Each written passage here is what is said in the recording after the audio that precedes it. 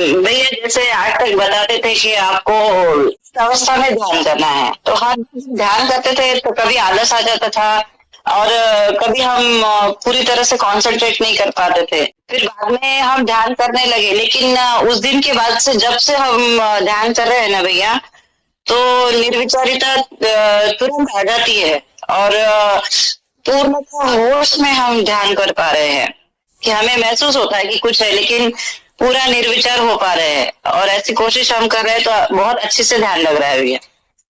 पहले ये समझ में ही नहीं आता था और विचार आते थे, जैसे आ रहे उसको देख रहे तो और सोचने लग जाते थे। अब हमने जब भी समय में 5 मिनट के लिए भी काम करते करते बैठ जाते हैं, थोड़ा सा इतने सालों में शायद पहली बार ऐसा लग रहा है कि अभी अच्छे से ध्यान हो रहा है और सही तरीके से हो रहा है।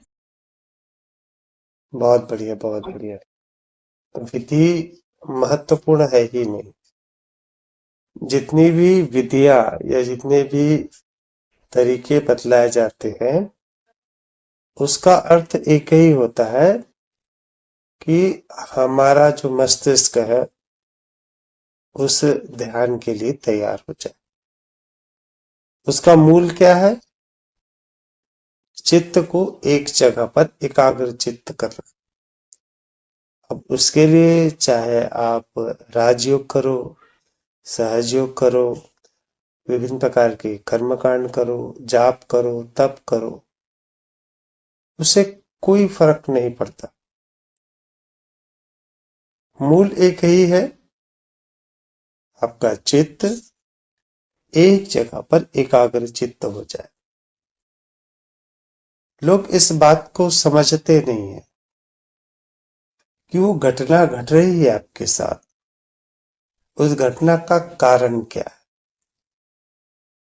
और वो देखते हैं कि हमने यह विधि अपनाई और हमें वह आनंद प्राप्त हुआ, तो उसे लगता है कि इस विधि के तरीके से ही हम उस स्थिति को प्राप्त कर सकते हैं। बाकी सारी स्थितियां या सारी विधियां पूर्णतः खराब है। और जब यह बात सामने आने लगती है, तभी हमारे अंदर दूसरे तरीकों के प्रति विरोध भाव प्रकट होता है। और विरोध होने का अर्थ होता है आपके अंदर ऊष्मा का बढ़ना। जैसे जैसे यह ऊष्मा बढ़ती जाती है, आप उस वास्तविक मैं से दूर हो जाते हैं, क्योंकि ऊष्मा उत्पन्न करती है विभिन्न प्रकार के विचारों को। आपके अंदर घृणा का भाव आएगा, आपके अंदर दुश्मनी का भाव आएगा, आपके अंदर ईर्ष्या का भाव आएगा। इस प्रकार के विभिन्न भाव आएंगे। उदाहरण के लिए, यदि एक ही गार्डन में दो अलग अलग योगा का क्लास शुरू हो गया और दोनों ने प्रचार शुरू किया, तो एक ने देखा कि उसके पास 50 लोग आए और दूसरे ने देखा कि उसके बाद 25 आए।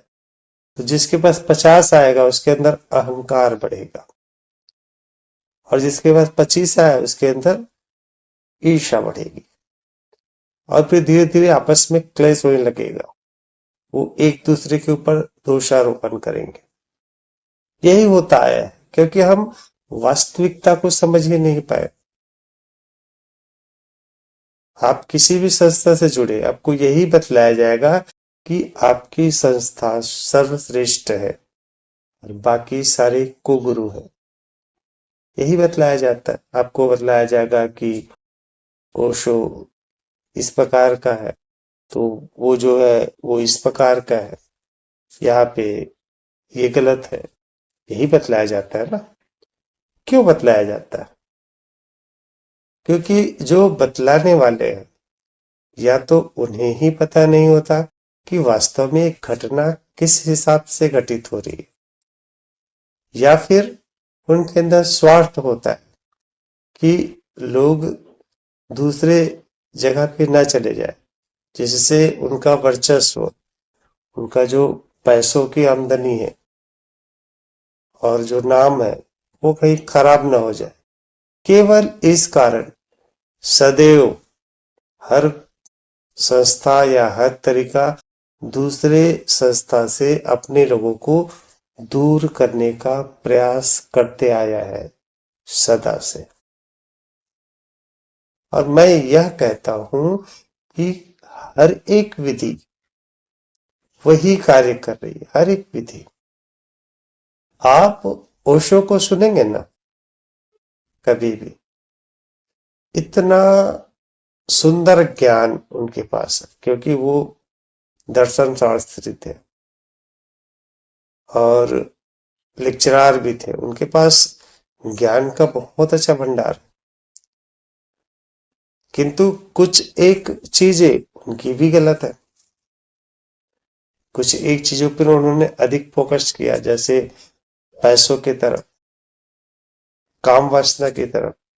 वो चीजें भारतीय संस्कृति के लिए या मनुष्य के लिए आज के परिवेश में उतनी कारगर नहीं होगी। किंतु ज्ञान इतना सटीक है, इतना सटीक है, जिसकी आप व्याख्या नहीं कर सकते। किंतु कई संस्थाओं ने तुरंत विरोध शुरू कर दिया, जबकि उनका उदय भी उन्हीं संस्थानों से हुआ है। ओशो के ही कई लोग अलग अलग संस्था तैयार किए, लेकिन सर्वप्रथम उन्होंने विरोध वही किया कि उसके पास ना जाए।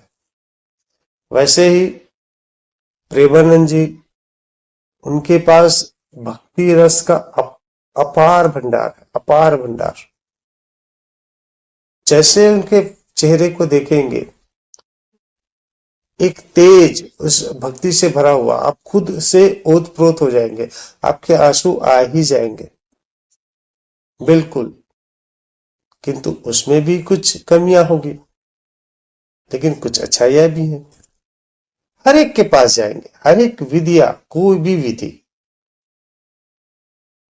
आपको उसी सत्य के मार्ग पर लेके आएगी।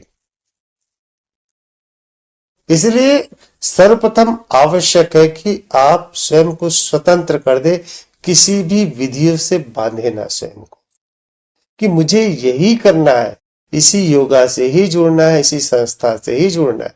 बिल्कुल भी नहीं, आपका जन्म उसके लिए हुआ ही नहीं है। आप पूर्ण स्वतंत्र हो जाएगी, जहां से जो मिले पूर्णतः स्वीकार कीजिए, उनकी अच्छाइयों को स्वीकार करिए, उनकी बुराइयों को छोड़ दीजिए, जिससे जो भी मिलता है। और जब यह स्थिति आपकी आएगी, आपके अंदर जो कट्टरता है किसी भी विधि या किसी संस्थान के प्रति, वह कट्टरता पूर्णतया समाप्त हो जाएगी। और उस कट्टरता के साथ उत्पन्न होने वाली ईर्ष्या, अहंकार, द्वेष, ये सारी चीजें पहले स्वतः ही नष्ट हो जाएगी, क्योंकि आप हर किसी के हो और किसी के नहीं हो। वास्तव में सत्य तो यही है, केवल चेतना ही है। आपका जब जीवन प्रारंभ हुआ, जब आपका जन्म हुआ, जन्म होने के बाद आपका आइडेंटिफिकेशन होने लगा कि आप हिंदू हो, आप मुसलमान हो, सिख हो, ईसाई हो। और जैसे जैसे बढ़ते गए, आपके अंदर विवेक आता गया, आपने किसी भी आध्यात्मिक तरीके को अपनाया, इतना ही है बस। लेकिन वास्तविकता तो यही है, यह जो शरीर है, यह भी चेतना का ही रूपांतरण है। संपूर्ण ब्रह्मांड जो दिखलाई दे रहा है, वो केवल चेतना ही है, केवल चेतना, कोई इससे परे है ही नहीं। यह जो मानव मस्तिष्क है, यही विभिन्न प्रकार के विचार अपने अंदर ले आता है कि मैं ये हूं, मैं ये हूं, मैं ये हूं। और संस्थाएं आपके उस काल्पनिक मैं को सदैव जिंदा रखना चाहती है, सदैव से। इसीलिए वो स्वयं को सुप्रीम घोषित करते, इसीलिए ताकि आपका जो काल्पनिक मैं है सदैव बना रहे, क्योंकि उनका कार्य तो उन काल्पनिक मैं से ही चलता है ना। उनका नाम, उनका भक्ति, उनका पैसा, ये सब कुछ आपके इस काल्पनिक मैं से ही चलेगा, आपकी इस भावना से ही चलेगा कि मेरा जो संस्था है, मेरा जो तरीका है, यही सर्वश्रेष्ठ है। बार बार आपको यही बतलाया जाएगा ताकि उस आपका जो काल्पनिक मैं है वो मजबूती के साथ खड़ा हो, ताकि उससे वो फायदा ले सके। मैं इसीलिए कहता हूं कि आप पूर्ण स्वतंत्र अपने आप को रखिए, पूर्ण स्वतंत्र। आप हर किसी से सीखिए। आपको लगता है कि ठीक है, भक्ति में अच्छा लग रहा है, भक्ति भी कर सकते। आपको लगता है ध्यान अच्छा लगता है, ध्यान कर सकते। ध्यान में भी लाखों तरीके हो सकते हैं, लाखों तरीके। आपने खुद देखा है, कभी मैं ओम का उच्चारण करता हूँ, कभी बिना ओम के करता हूँ, कभी चित्त को शरीर के भीतरी भागों पर करता हूँ, कभी बाहरी पे करता हूँ, कभी सांसों पर, कभी सहस्त्रार पर, तो कभी विभिन्न प्रकार के जाप पर।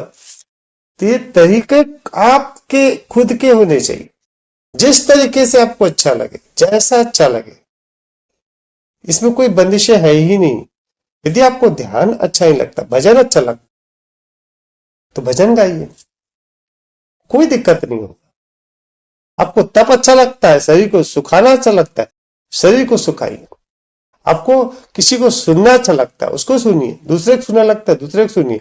किंतु जब एक को सुन रहे हो तो ऐसा बिल्कुल मत करिए कि केवल वही सुनना है, अन्यथा आपके चक्रास वगैरह और जो भी आपकी वाइब्रेशन है खराब हो जाएंगे। इस बात को पूर्णतः नकार दीजिए। आप किसी एक संस्था के मत हो जाइए, किसी भी एक तरीके के मत हो जाइए। जिस तरीके को आपको लगता है उस तरीके को। आप कोई भी सिद्धांत तय ही मत कीजिए, बिना सिद्धांत के हो जाइए। आपका एकमात्र लक्ष्य है, एकमात्र लक्ष्य है चित्त की एकाग्रता।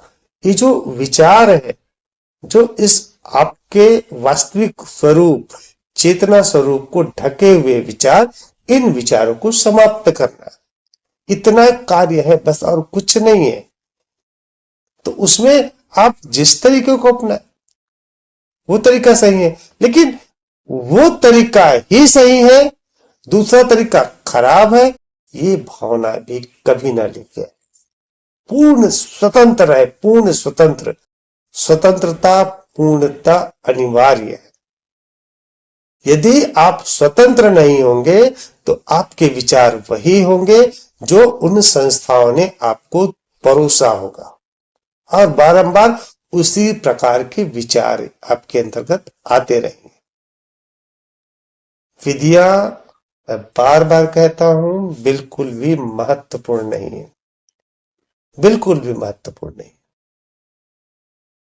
बुद्ध ने सारी विद्या का प्रयोग किया, सारी विधियों का। उन्होंने सांसों पे अपना नियंत्रण करने का भी कार्य किया। उन्होंने जो महावीर के सिद्धांत, उपवास, जप, तप, वो भी किया। विभिन्न प्रकार के ध्यान किए, सारे कार्य किए। लेकिन उनको जो तरीका, जिसके द्वारा उनको आत्म अनुभूति हुई, उन्होंने उस तरीकों को अपना लिया। तो महावीर को शरीर को सुखाकर प्राप्त करना था, तो मीरा को भक्ति के द्वारा। तो इसमें कोई बात है ही नहीं कि यही तरीका सही होगा, यही तरीका गलत होगा। आपने लगातार प्रयास किया, कभी ये किया, कभी ये किया, अब आपका चित्त एकाग्र होने लगा।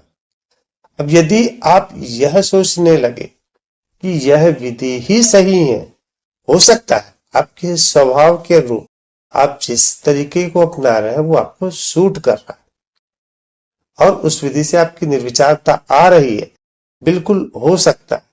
किंतु मन में यह भाव कभी भी ना लाए कि यही विधि ही सही है, सारी विधियां सही है, सारी की सारी।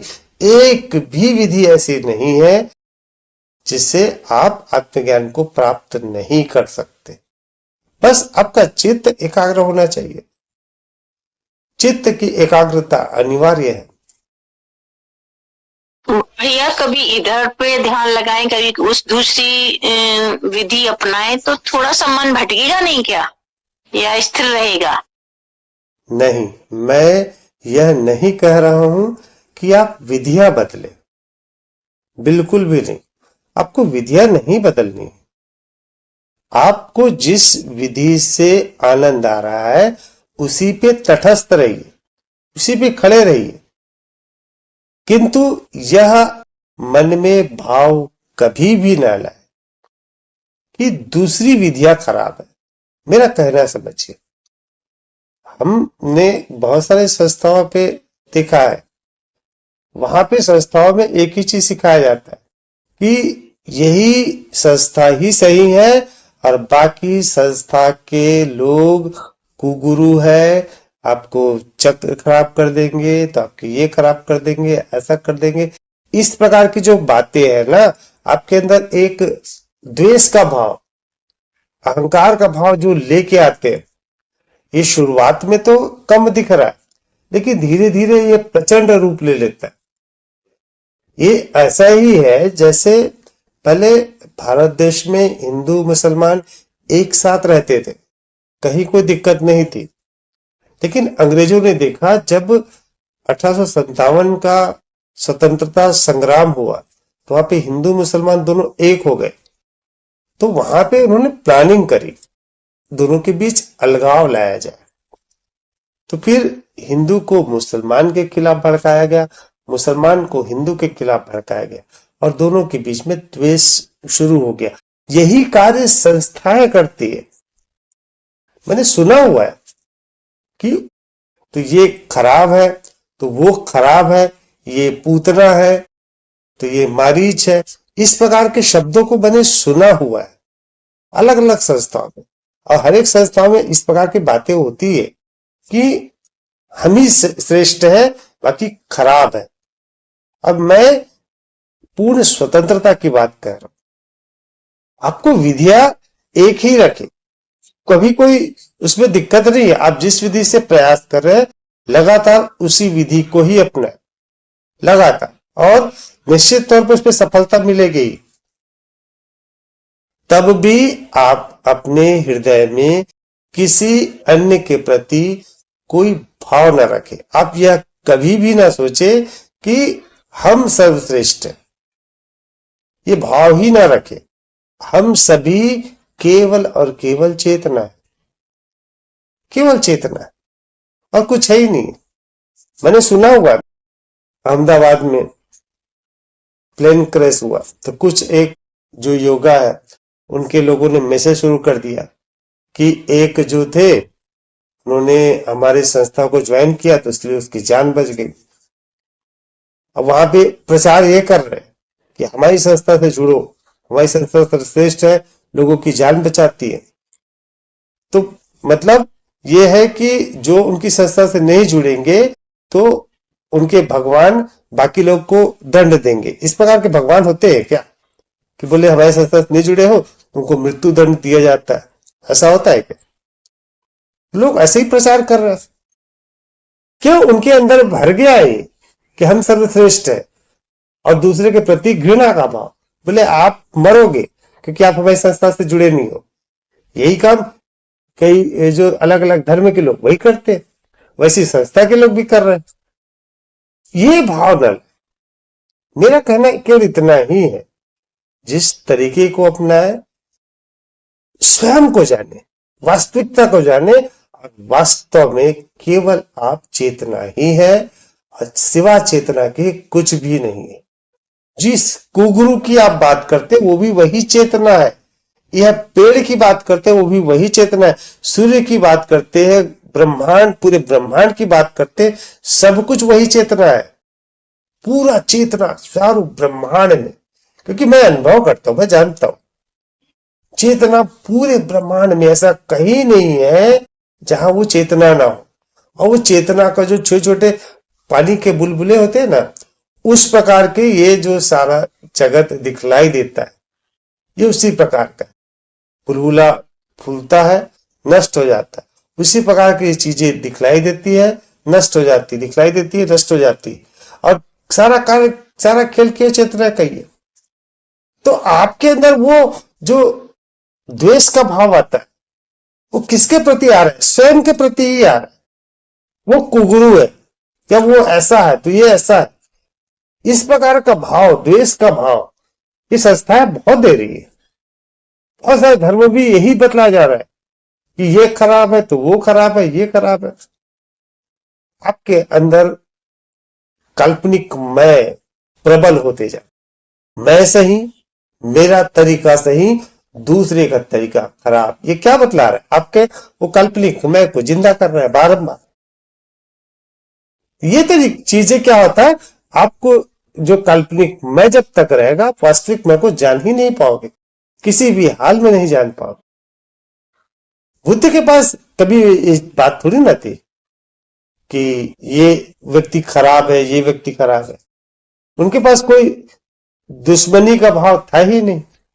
भले ही देवदत्त उनके प्राणों के प्यासे थे, उनको बार बार मारना चाहते थे, बावजूद उसके उनके अंदर किसी प्रकार का भाव ही नहीं था, किसी प्रकार का भाव नहीं था। देवदत्त ने मारने का प्रयास किया बुद्ध को, लेकिन वो खुद घायल हो गए। तो बुद्ध ने क्या किया, उनको उठा के अपने झोपड़ी पर ले आया, अपने आश्रम पर ले आया, वहां पे उसका इलाज शुरू किया।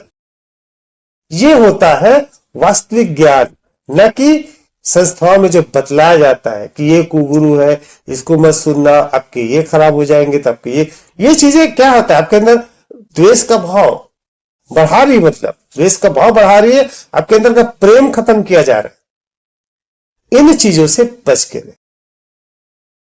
और हर एक धर्म, हर एक संस्था केवल इसी बात में तुली हुई है, इसी बात को सिद्ध करने में कि हम सर्वश्रेष्ठ है और बाकी खराब है। ये इसीलिए क्योंकि उनको वास्तविकता का अनुभव है ही नहीं। और जब वो स्वयं से जान जाएंगे कि वो केवल चेतना है, केवल चेतना, और वो चेतना पूरा ब्रह्मांड है, चेतना जो दिखलाई दे रहा है, वो जो नहीं दिखलाई दे रहा, वो केवल चेतना ही है, तो फिर द्वेष किसके लिए प्रति होगा, अहंकार किसके प्रति होगा, कुछ शेष होगा ही नहीं। और यदि इस द्वेष की बात कर रहे हैं, ये मान के चलिए वहां जो भी बतला रहा है उनको वो अनुभूति है ही नहीं। अंतर यही, मैं आप लोगों से यही बतलाना चाह रहा हूं कि आप किसी विधि को अपनाएं, किसी तरीके को अपनाएं, कोई दिक्कत नहीं, मूल एक ही है।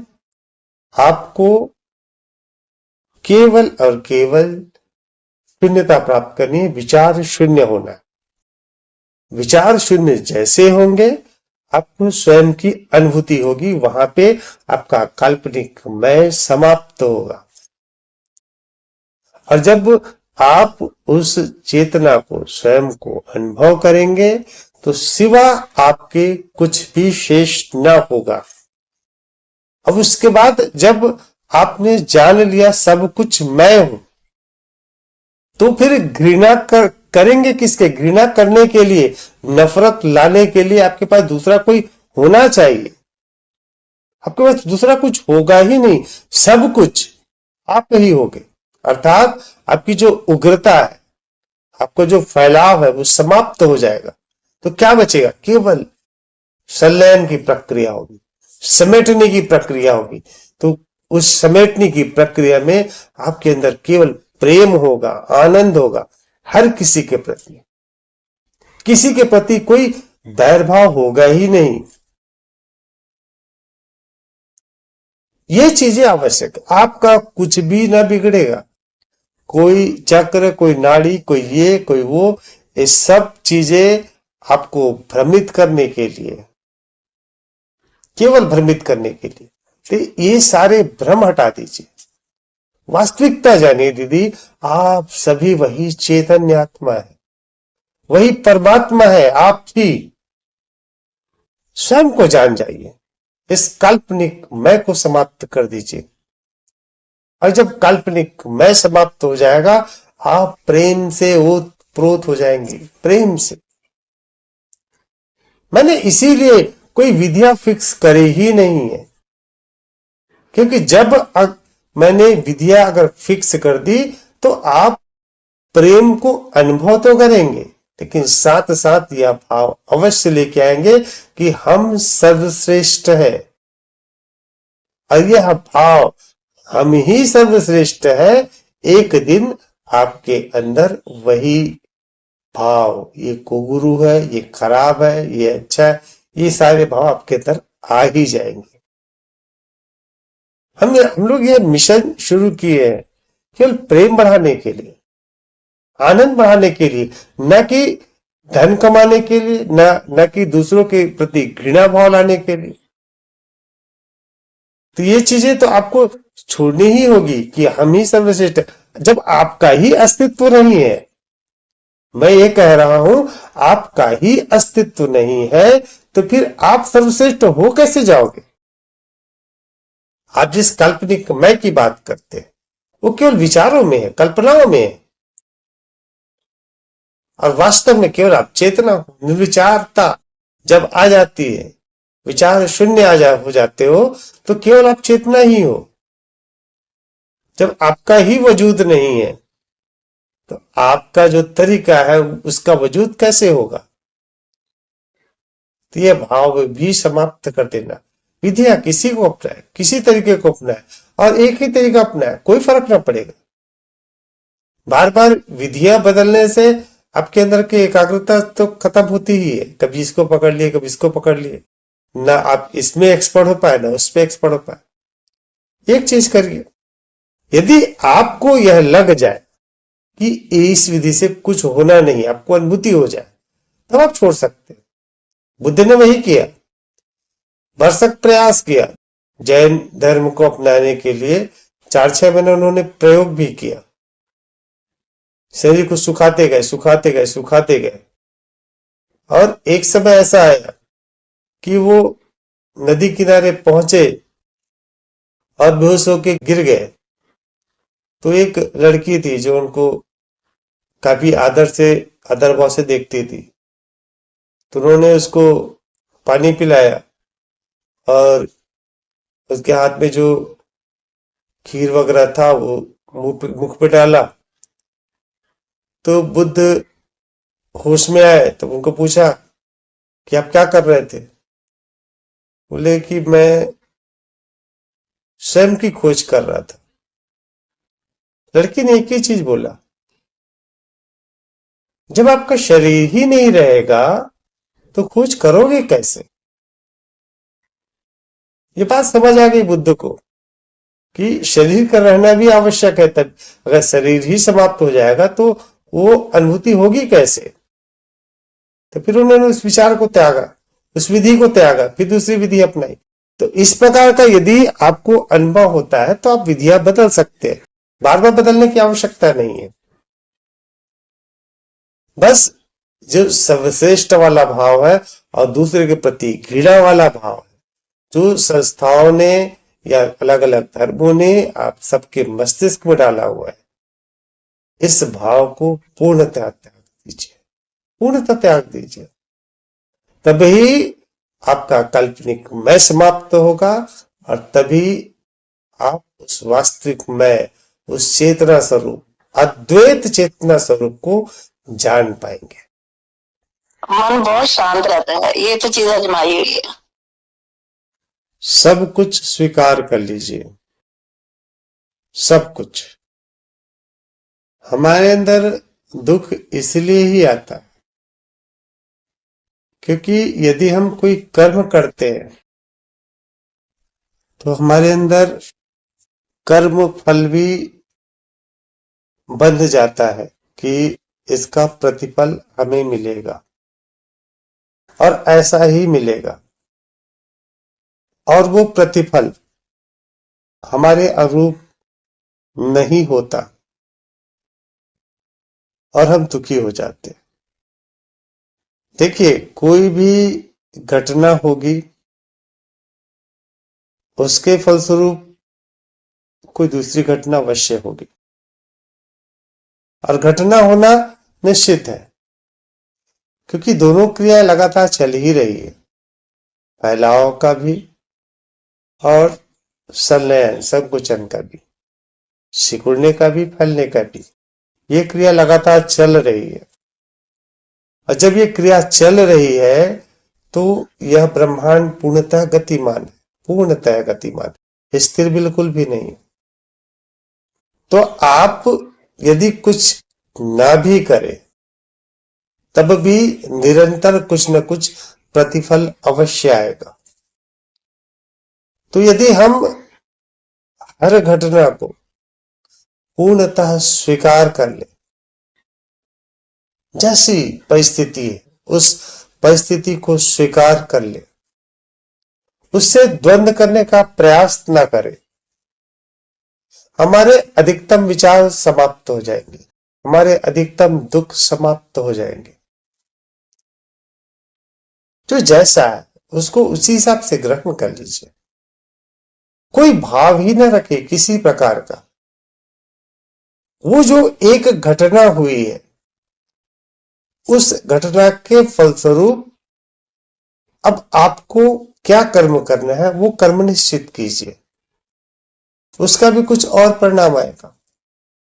आपके जीवन में प्रतिपल कुछ न कुछ परिवर्तन आएगा, और हम सदैव इसमें से खुशी अपने हिसाब से देखेंगे, खुशी देखेंगे, किसी में दुख देखेंगे, खुशी देखेंगे, दुख देखेंगे। आप पूर्णतया साक्षी हो जाओ, हर घटना को स्वीकार कर लो पूर्णतया, पूर्णतया। श्री कृष्ण के सामने जाल फेंका जा रहा था जयदत्त के द्वारा अर्जुन को युद्ध क्षेत्र से बाहर करने का, और श्री कृष्ण इस चाल को अच्छी तरह जानते भी थे, और यह भी जानते थे कि यहां पे अभिमन्यु मारा ही जाएगा। लेकिन उन्होंने इस बात को पूर्णतः स्वीकार कर लिया, और यह भी अनिवार्य था वहां पे। यदि अभिमन्यु का वध नहीं होता तो शायद अर्जुन उस तरह से अपने आप को युद्ध के लिए तैयार नहीं करते। अर्जुन शुरू से ही उस युद्ध के खिलाफ थे, अनिच्छा से युद्ध कर रहे थे। हालांकि गीता का ज्ञान उनको मिला हुआ था, उसके बावजूद भीष्म से भी युद्ध कर रहे थे आराम से। तभी श्री कृष्ण को रथ का पहिया उठाना पड़ा, तब जाकर उन्होंने उससे युद्ध करना शुरू किया, अन्यथा वो केवल खेल कर रहे थे अर्जुन। और उसके सामने फिर थे गुरु द्रोण, कर्ण, अभी सबका भी वध अनिवार्य था, इसलिए अभिमन्यु का मृत्यु अनिवार्य था। श्री कृष्ण ने उस बात को स्वीकार कर लिया, क्योंकि अर्जुन का भी खड़ा होना आवश्यक था, क्योंकि भीम के पास शक्ति अवश्य थी। लेकिन अर्जुन जैसे उनके पास अस्त्र शस्त्र नहीं थे, और केवल बल के हिसाब से युद्ध जीता नहीं जा सकता, अर्थात अर्जुन की भी वहां पर पूर्णतः उपस्थिति अनिवार्य थी। तो श्री कृष्ण ने अभिमन्यु की मृत्यु को भी स्वीकार कर लिया। ये क्या बात दर्शा रहा है कि आपको हर बात को, हर घटना को पूर्णतः स्वीकार करना है। आपके पास धन नहीं है, स्वीकार कर लीजिए। इसके लिए दुख चिंता ना अपनाइए, इसके लिए आप क्या करना है उसके आगे कार्य करिए। आपकी शारीरिक स्थिति ठीक नहीं है, स्वीकार कर लीजिए। अब इस शारीरिक स्थिति के साथ यदि वो ठीक नहीं हो पा रहा है, तब हमें जीवन कैसे यापन करना है उसकी तैयारी कर लीजिए। आपके दुख समाप्त करने का यही तरीका है। आप उस बात को बार बार घोलते रहोगे अपने आप में, होगा कुछ नहीं। आपका काल्पनिक मैं प्रबल होता जाएगा, आपके अंदर का दुख लगातार बढ़ता जाएगा, और जितना काल्पनिक मैं प्रबल होगा आप वास्तविकता से दूर होते जाएंगे, आनंद से दूर होते जाएंगे। आनंद, शांति जिसकी हम बात करते हैं वो कोई चीज है ही नहीं। कुछ ना होना, जब कुछ भी नहीं होता तभी शांति उपलब्ध होती है। कुछ नहीं होना उसी को शांति कहते हैं। और आपके सारे दुख तकलीफ समाप्त होना, यह आनंद कहलाता।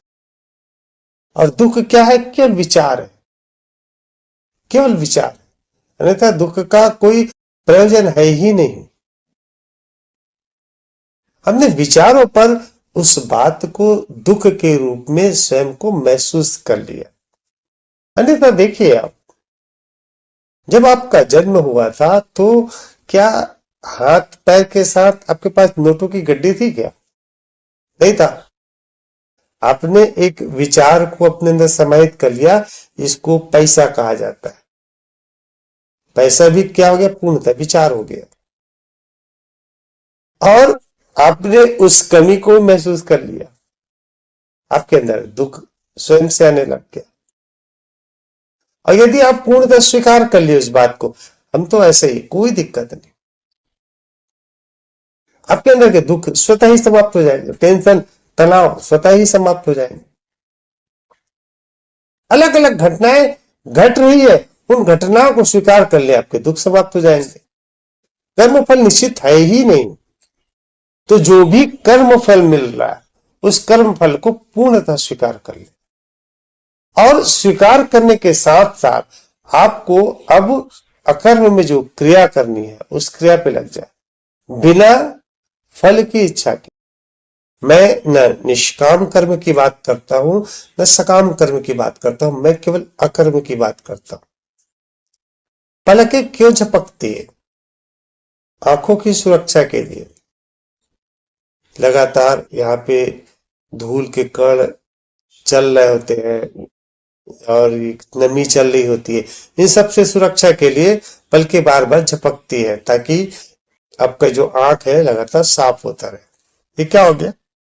अकर्मिक क्रिया, बिना फल की इच्छा के। एक घटना घट रही है, उसके फलस्वरूप पलक कार्य कर रहे। वैसे ही आप जिस कर्म फल को देख रहे हैं, जैसा भी देख रहे हैं, उसको स्वीकार कर लीजिए और उसके फलस्वरूप जो भी कार्य करना है उस कार्य को करिए।